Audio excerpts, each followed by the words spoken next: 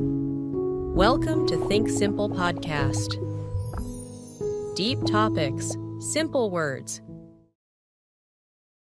Imagine just waking up one morning, looking in the mirror, and having this really unsettling realization. Oh, yeah, that sudden feeling. Right, this feeling that the person looking back at you is, well, just a character. Mm-hmm. Yeah. Character you kind of just invented. Exactly. Like you invented this person to survive school or to, please your parents or just to fit in at your job. Yeah, it's like you look at your habits or your work or even the tone of voice you use when you talk to people, and you realize you're playing a role. You're wearing a mask. Yeah. And honestly, you are just completely bone deep exhausted from it. It is so exhausting, and it's terrifying, that moment of clarity. But, it's also one of the most universal experiences we share as humans. Mm-hmm. We spend years, really decades, building these walls and masks just to be accepted. And then one day, the weight of carrying all that is just, well, it's just too much. It really is. So welcome to the Think Simple podcast. I'm so glad you're here with us today. Me too. Today, we are going to talk about a very famous idea in psychology, but we're going to keep it really simple. We're talking about why you might feel disconnected from yourself and how to find your true self without fear. Yeah, we're looking at why we do what we do. It's deeply important, but don't worry, it's going to be very easy to follow. Absolutely. And if you enjoy calm, thoughtful conversations about life like this one, consider subscribing to the channel. We'd love to have you around. Definitely. So let's get right into this idea of the mask, because I think people have this misconception that we put them forth on purpose. Right, like it's a conscious choice. Yeah, like we wake up one day and say, I'm going to be fake today. But it really doesn't work like that, does it? No, not at all. It is much, much more subtle than that, and it starts incredibly early in our lives. Like when we're kids. Exactly, because when we are born, we are completely authentic. Just think about a toddler. Oh, yeah. They have zero filters. None. A toddler does not hide their joy. They don't hide their anger. They definitely don't care if they're crying as annoying people in the grocery store. Right. They're just pure expression. Pure expression. But very quickly, the conditioning begins. Society steps in. I mean, I guess it kind of has to, right? You can't just have wild toddlers running the world forever. No, of course not. The adults around us, even the really loving ones, they start applying pressure. We learn the rules. Like what is acceptable and what isn't. Right. We learn that certain behaviors get us love and approval, and other behaviors get us scolded or ignored. So if you were, say, a naturally really loud kid. Yes. If you were loud or energetic, but your parents wanted quiet obedience, you learned pretty quickly that being your true self was dangerous.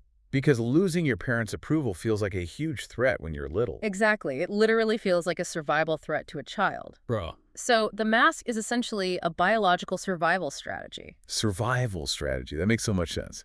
You take that loud part of yourself, or the highly sensitive part, and you just lock it away. You build a version of yourself that is pleasing. Safe. Yes, safe. And over time, schools and workplaces reward this. You get the job, you get the friends. But wait, I want to ask a question about that. Is the mask always a bad thing? That's a great question. Because, I mean, don't we need it just to get through a normal day at work? If we all just expressed every single feeling all the time, society would completely break down. You are totally right. We do need it. Think of the mask like a really heavy winter coat. Okay, a winter coat. Yeah. When you go outside in a snowstorm, you need that heavy coat. It protects you. It keeps you safe from the cold. Where you'd freeze without it. Exactly. So wearing it outside is smart. But imagine you come back inside, you're in your own warm house, and you forget to take the coat off. Oh, man. You'd be sweating. You'd be miserable. You would be miserable and trapped. And that is what happens with our psychological mask. We wear it to work, which is fine, but then we forget how to take it off when we are alone or with our families. Wow. We just forget it's a coat. We think the coat is our skin. Exactly. We forget the mask isn't real, so we lose touch with who is underneath. That happens sometimes, doesn't it? But okay, if we're only showing this mask to the world, what actually happens to the parts of ourselves we hide? Because they don't just, disappear. Right? No, they definitely do not disappear. They go into the dark. They go into the hidden parts of our mind. So they're just sitting down there. They are, but they are still active. All your hidden fears, your unspoken desires, and even your hidden strengths, they continue to operate beneath the surface. So they kind of control our choices without us knowing. Exactly. Let's talk about something called projection. We'll keep it very simple. Okay, projection. Have you ever met someone and you just instantly dislike them, but you didn't really know why? Oh, totally. Yeah. Like they didn't even do anything bad to me, but they just get under my skin. Right. Often, the things that annoy us the most in other people are actually the exact qualities we are hiding inside ourselves. Wait, really? So when I get overly annoyed by someone, it's actually a mirror showing me my own hidden feelings. Yes, it's a mirror. If you spend all your energy forcing yourself to be perfectly polite and you see someone being a little bit messy or loud, it makes you so angry. Because I'm not allowing myself to be loud. Exactly. Your mind is projecting your own hidden desire onto them. Or take the fear of rejection, which is a big one. Oh, yeah. The classic people pleaser. Right. Many people please others just to keep the peace. They never say no. And we think they are just being really nice people. We do, but often it isn't just about being nice. It stems from an old childhood wound, a fear of being unseen or rejected. So they are controlled by this hidden wound. Yes, they avoid conflict because the hidden fear is driving the car. But here's the good news. Once we face this hidden wound, it loses its power over us. By just facing it. Yes, by looking at it in the light. Facing these uncomfortable feelings is really the only way to become truly free. That's incredibly powerful. So when we start looking at these hidden parts, we start to see patterns, right? Universal patterns that we all share. Yes, we all share these deep patterns. Inside all of us, there is a part that wants to grow. Let's call it the hero. The hero, I like that.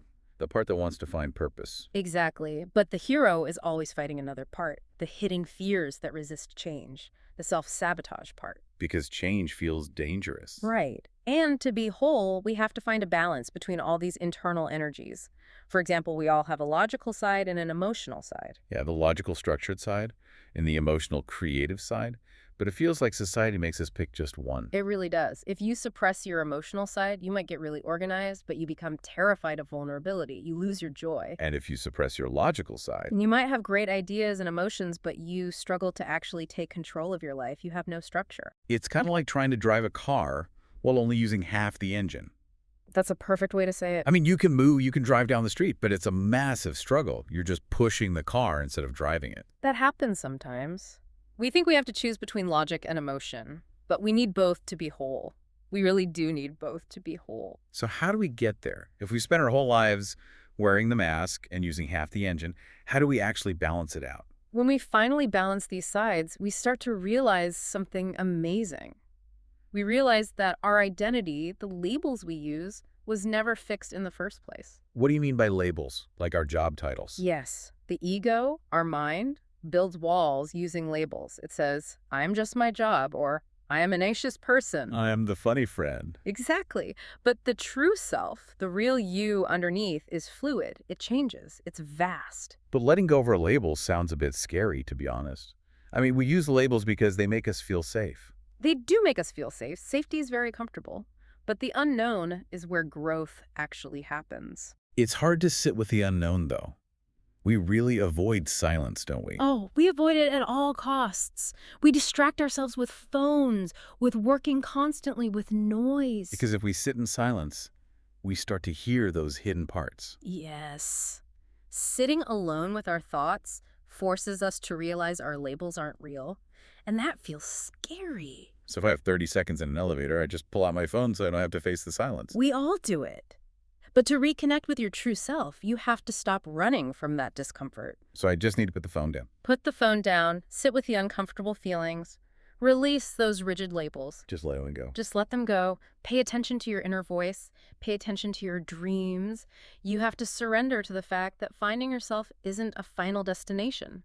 It's a journey. It is a beautiful, ongoing journey, and I want to reassure everyone listening, you were never truly lost. That's comforting to hear. Your true self has just been waiting to be remembered. You just have to make it safe enough to come out. That is really beautiful. Before we end, let's keep this simple and quickly go over what we talked about today. Good idea. So basically, we all wear masks to fit in. It starts when we're kids. Right. We build it to survive and get approval. But we hide our true feelings in the dark. And they actually still control us from down there. Yes, through things like projection or people-pleasing. But by facing those hidden parts and dropping our rigid labels, we can finally balance our logic and emotion. Right. We finally become whole. Exactly. We take off the heavy winter coat. I love that. Yeah. Now, before we go, I want to leave you, our listener, with a question to think about.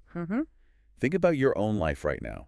What is one small part of yourself that you have been hiding just to make other people comfortable? That is such a good question. And, we were talking about masks in the real world, but think about the digital mask we wear now, too, our avatars online. Are we using those to hide even more, or are we using them to express those hidden parts? Oh, wow. A mask on top of a mask? So much to think about. Okay. It really is.